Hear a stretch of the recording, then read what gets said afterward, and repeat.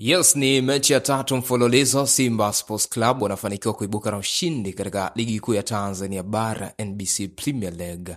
Ilikuwa ni mechi ambayo imewakutanisha JKT Tanzania dhidi ya Simba Sports Club. Mechi ambayo ilikuwa ngumu kwelikweli kutoka nje ya uwanja mpaka ndani ya uwanja. Dakika 45 za kwanza zilikuwa dakika ngumu kwa pande zote mbili.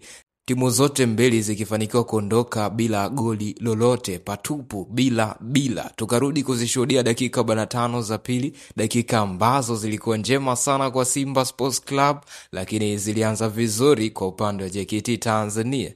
Dakika 60 ya mchezo, JKT Tanzania wanafanikiwa kupata goli la kwanza, goli ambalo limewapa hasira vijana wa Simba Sports Club. Dakika 64 ya mchezo, Wilson Nangu anaisawazishia Simba Sports Club. Anapeleka adhabu kwa ajiri wake wa zamani JKT Tanzania na kulava scoreboard. Dakika ya 77 ya mchezo, Simba Sports Club wanafanikiwa kupata goli la pili kupitia mchezaji Jonathan Sowa ambaye ametokea benchi akiingia ndani ya mchezo na kuandika goli la pili kwa upande wa Simba Sports Club.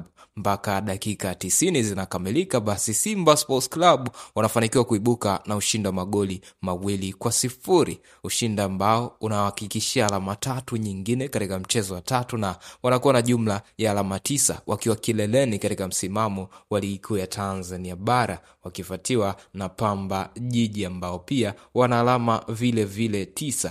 Katika michezo 6 ambayo wamecheza mpaka sasa, Young Africans wako nafasi ya 5 wakiwa na alama 7 katika michezo 3 waliocheza kwenye ligi kuu ya Tanzania bara.